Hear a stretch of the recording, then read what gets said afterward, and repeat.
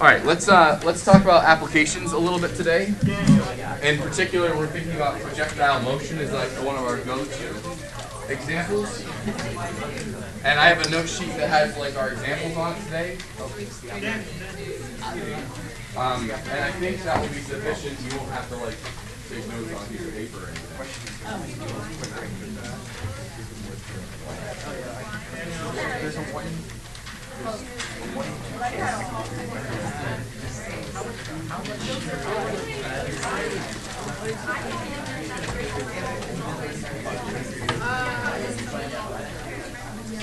It might say on the background guide. I don't remember off the top of my head if there's like a specific number.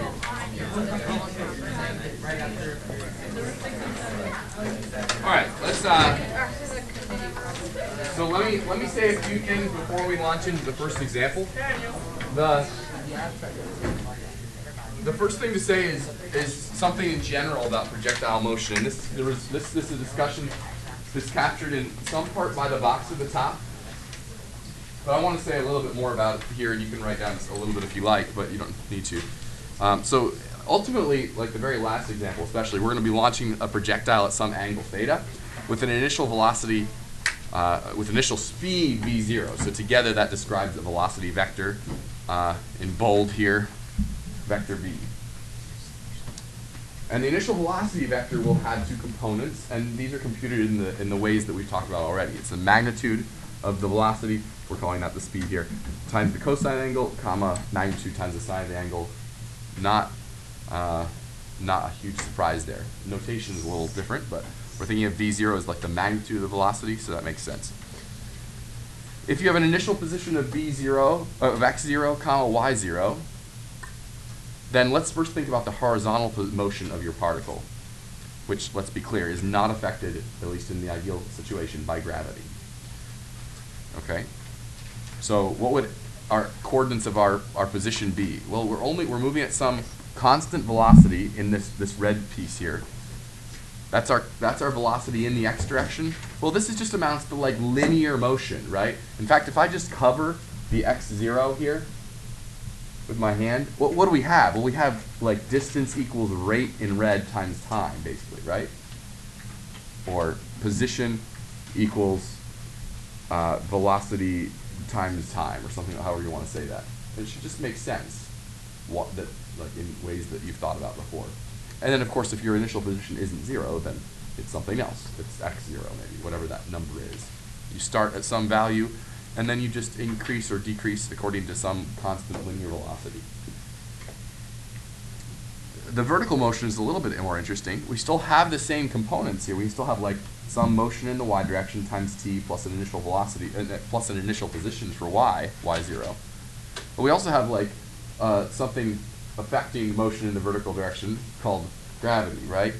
And that affects, without too much explanation, that affects the equation by adding this term right here, which can be explained very, very, very thoroughly in the context of a physics, or really a calculus class. It just falls right out, immediate result of some calculus. The assumption comes from us knowing that gravity is like a constant, applies a constant acceleration to objects in motion. So we're just going to like tell you that, where g is the acceleration due to gravity here on Earth would be either 32 feet per second squared or 9.8 meters per second squared. Or you could say 32 feet per second, right? Every second, the velocity increases by 32 feet per second. So again, slightly new way of saying things here, but I don't, even though this looks like kind of crazy, I don't think it's actually that new to you necessarily. Like I think in the context of an Algebra 1 or even Algebra 2 or Algebra 2 class, you might have seen the projectile motion equation before. You might not have said this right here, v0 sine theta. You might have just said velocity, right? But I think maybe you've done some like picking up the football problems before or something like that in your Algebra 2 experience. We're gonna just like lay a vector slash parametric kind of view on top of that as well.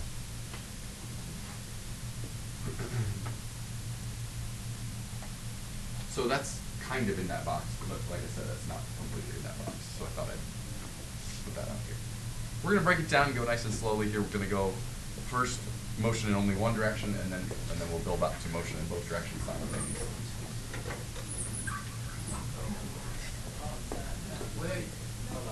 Okay, I'm sorry.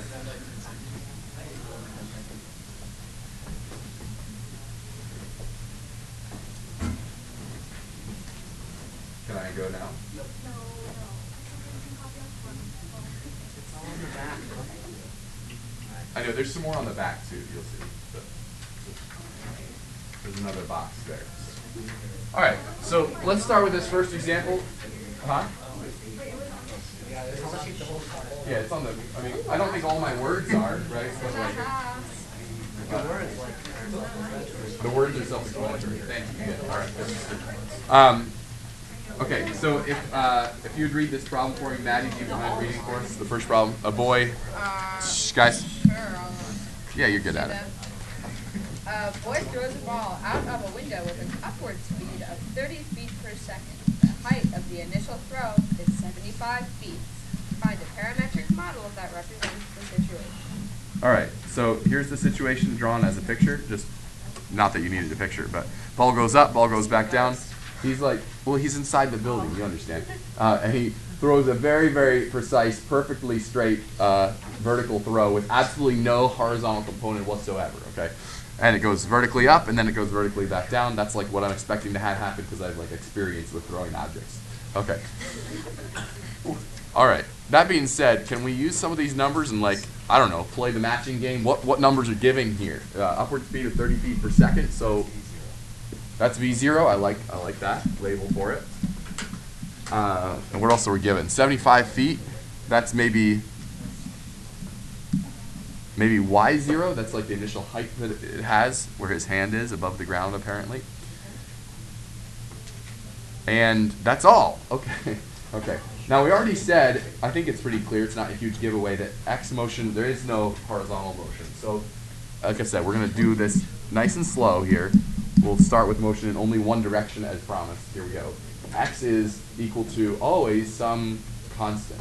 So not super interesting here. Let's just name it. This is our free choice because we're setting up our own coordinate system. 0 is fine. Do you have like a favorite number though? 2? Okay, let's go with 2. But let's just remind ourselves that this is arbitrary.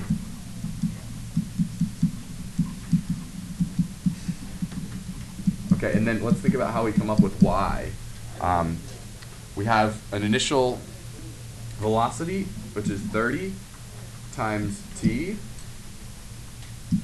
plus an initial height, 75. And if it weren't for gravity, then that's what we would have, right? We'd start at 75 and travel upward every second. The velocity would go up by the position would go up by 30 feet, right? Start at 75, and then every time t increases by 1, our distance would increase by 30. Yeah. But we have this gravitational force downward, which gives this other piece here, negative, what is it?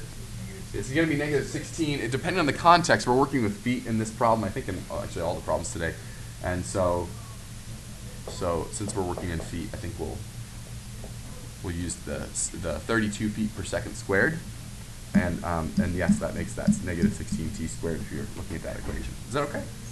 So really we're done with this problem, but one other element, because it just said to write the model, but one other important piece to our discussion today should be us like having a cinematic experience. Okay, so let's have some fun with this here. Put your calculator in parametric mode. Also, when you go to mode, well, that's fine. We'll worry about that later. I'd like to actually watch this happen here. Negative 16t squared plus 30t plus 75. Okay.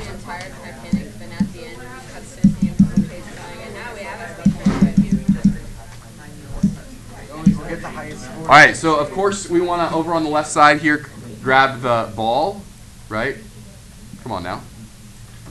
Yeah, Jeremy? Does it matter if you put the mode in radian or degree radian? Doesn't matter for this one. There are no trig functions being evaluated anywhere, so it doesn't matter.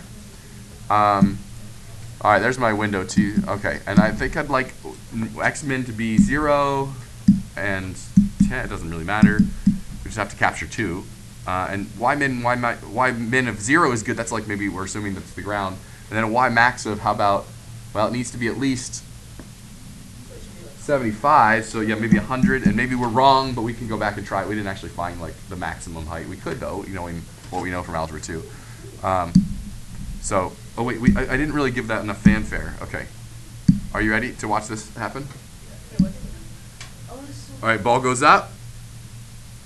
Here it comes. And what happens as it comes down? Yeah, it's always accelerating, but yeah, the velocity is increasing. So it goes up. There's a moment at which the velocity is 0, and then it comes back down. Right? Is that what you expected to see happen? It's what I expected to see happen, and it stayed in no motion in the x direction, as we said would happen. Anything else you want to say about the ball boy problem, Daniel? How did we get negative 15? Because we told you so. Well, because oh, okay. And then you did that. Yeah, yeah. But it should make sense that it would be negative because you understand that the leading coefficient of this parabola should be negative. It should be pointed down, right? Ultimately, things go down eventually. So, and eventually this term dominates. I like thinking about this as being like what dominates at what time, right? Early on, the linear term wins, but then soon the quadratic term gets so big that it dominates, right? As we go out further. Okay. Next we've got piano. Stephen M. Where are you, Stephen? You want to read this next one, please? 400 pound piano is dropped from the top of a 100-foot building. When will it hit the ground? How high will it be up to 1 second? Okay, so this is like this is a beautiful, beautiful grand piano bought through the MCPS piano sale. Okay. Every semester, I think, actually. Oh yeah. And we're dropping it from a rooftop. Not sure why, but we'll just go with it. Okay, sounds like fun. And it's 100 feet high is how high the fall is. We have some questions, but before we even have the questions, let's talk about modeling the situation using the similar way that we just did. Again, it seems similar enough that I think we can just say what we feel here. What's your favorite number for x? 3 this time? Okay. Again, let's just be clear. That's arbitrarily chosen. And then y is, okay, y is more interesting, right? We have, what do we have? What is 100 feet? What is that? That's y0, the height. Just like on the last one, the initial height was 75 feet. This one's, okay. And then, what's the initial velocity? Yeah, in fact, in both directions. On the last example, maybe I should have written this down. On the last example, it wasn't even worth mentioning really, but if you think about the velocity vector that we started with, it's nothing in the x direction, and it was 30 in the y direction, directly up. But here, our velocity vector here is in both directions. There's no motion, there's no velocity applied initially in either the x or the y direction. Okay, so like that's our initial velocity vector. So what does our equation for y look like? Negative 16t squared, like the last one, plus 100, and that linear term is just not there, right? Now, I have a question for you. What about we didn't ever find a place to plug in the 400, and that's making me a little sad. Yeah, what's going on there? Yeah. The initial velocity is 0 because it's being dropped. No, you're not probably going to be throwing the piano up. Maybe you would be, though. No, we're just dropping the piano. The key word there, sorry, we didn't highlight it, is dropped. Yeah. So we have a situation called freefall, right? Just straight up dropping, starting with initial velocity of 0. Let's see what happens. All right. Did anyone answer my question about the 400-pound piece? Why is that not there, or what's going on? How do we account for that? IB physics, go. So it doesn't. Disregarding air resistance, go ahead. Yeah, disregarding air resistance. So like in a vacuum, if you drop the feather and the brick, they'll both fall at the same time because it's like, yeah, you fall regardless of mass. Good. Yeah, Okay. so Thank you, Sir Isaac Newton. Okay. Yeah. So we got Newton over here. We got 3 of them. It looks like 3 Isaac Newtons over here. And there's like an air resistance discussion to be had, but it is actually kind of startling to see that actually happen. I mean, you probably all heard about like Newton's famous or slash fabled experiment, you know, or excuse me, Galileo with the Tower of Pisa or whatever, dropping 2 things or whatever. I mean, so that's great, but it is something to see it. I'm sure maybe your physics teacher showed you a video. If we had time, I'll encourage you maybe on your own time to go find a video on YouTube of that experiment happening in a vacuum, a feather and a lead weight or something being dropped, and it's like, even though we say it's true, it's like until you see it, you're like, oh wow, that is amazing. I've never seen a feather drop like a rock. It's really great. That guy, what is his name? Derek from Veritasium. Have you seen any of the Veritasium videos on YouTube? He does one inside like the world's largest vacuum chamber and drops a bowling ball and a feather or something like that from like 100 feet or something. Then it's really, the other ones you'll find online are just like in 2 little vacuum tubes. And it's cute and it's fun too, but it's way more fun to see it happen like in a really large scale. So anyway, sorry, we got distracted. We're good there. I'm not gonna actually type that one in, but you can, and you can watch the piano drop. It's very fun. It's whoop, yay, on the calculator. But let's just answer these questions. Charlotte first, go ahead. Okay, so the equation on the back is different than the one on the front for the y.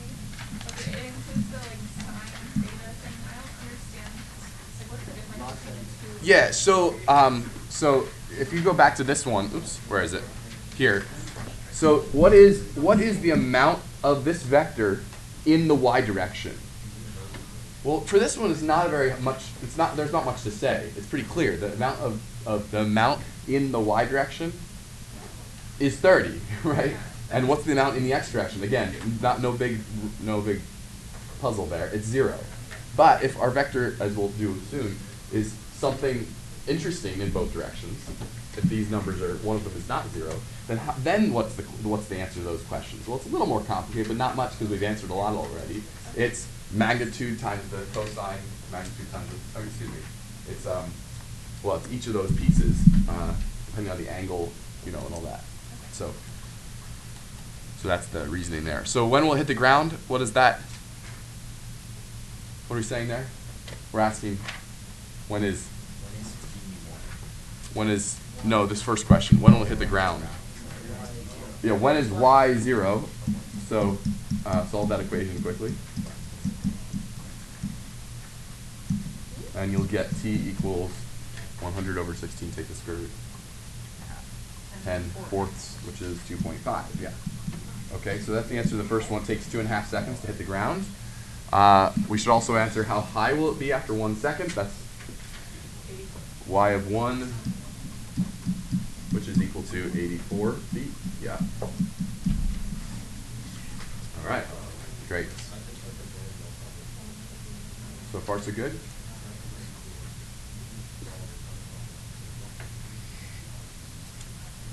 Okay. I'm gonna, just for the sake of time, I'm gonna jump to Ashley, and then we'll come back to the capital phi 1, 2 at the end time. Okay.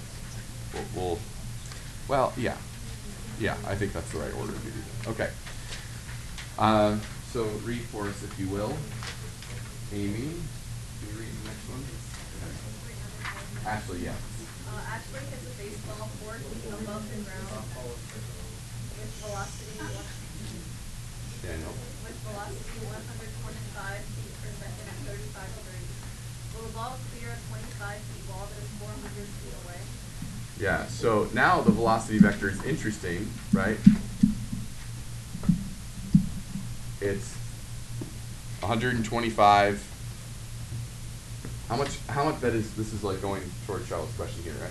How much of the velocity is in the x direction and in the y direction, respectively? What do we get?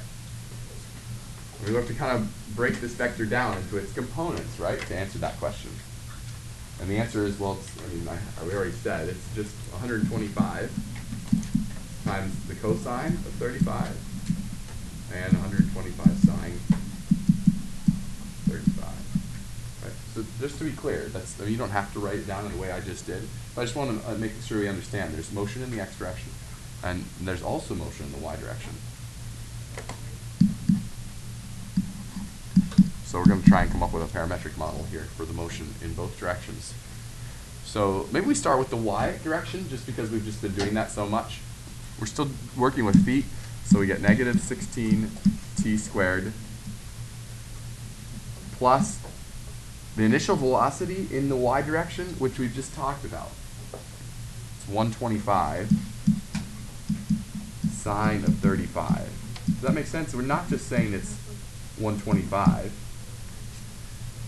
because all of that velocity is not applied directly in the y direction. Does that make sense? This is the piece of the velocity vector that's in the direction of y. So, and hopefully that clears up why actually the two equations in the two boxes are actually the same equation. I just want to make sure that's clear in our minds. Plus, of course, some initial height. Okay, so there's our y equation. I started with that one, even though it's actually the more complicated piece, because we've just been doing that a whole bunch. The only difference is that discussion I just had in these parentheses here.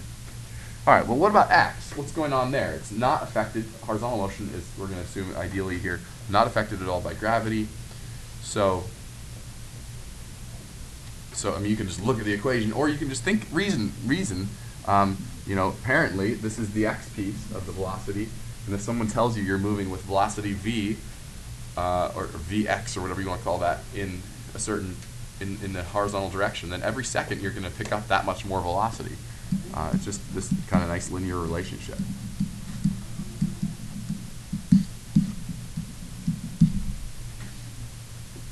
Okay, so there's the model. It didn't ask us for that necessarily, but now we're ready to answer the question. Will the ball clear a 25-foot wall that's 400 feet away? So, yeah, what's the analysis?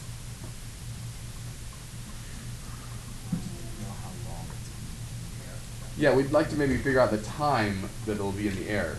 So maybe we figure out, maybe we make x equal to 400. Yeah, I like that idea. And we can figure out when is the ball at 400 feet horizontally. So figure that out first. And tell me what t is. Store the value maybe.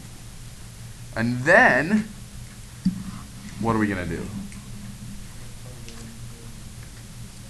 Yeah, plug it into the second equation to find out how high it was, and then this will be really exciting. We'll see, did it clear?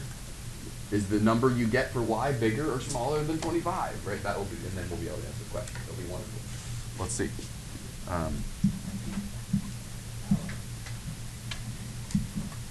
So where's my calculator? So we've kind of sketched a solution, a route to a solution. Let's actually do it. By the way, I didn't plot this. I'd like to look at it too. It'd be kind of fun.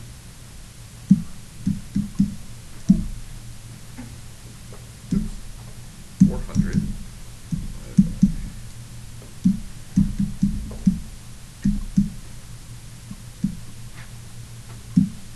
Store that in T. How about? And actually, you know what? I am gonna plug this in just for fun here. 125 cosine 35 times t, and negative 16t squared.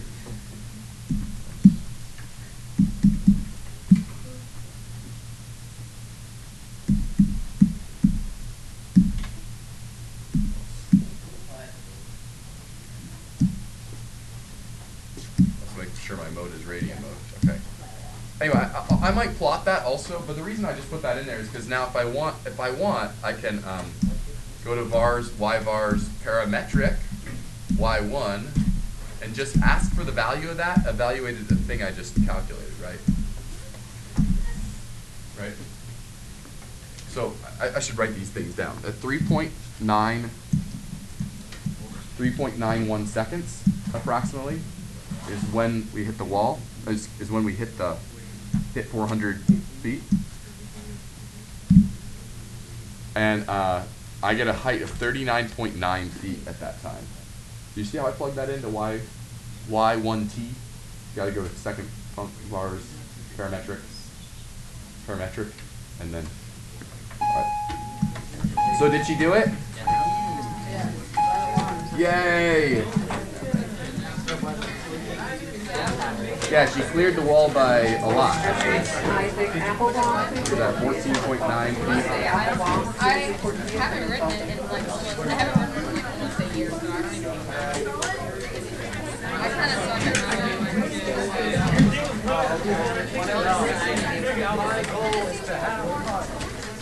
yeah. Alright, good job. Go to the delegate you can go to the delegate Yeah, I can have a church thing. Oh, yeah.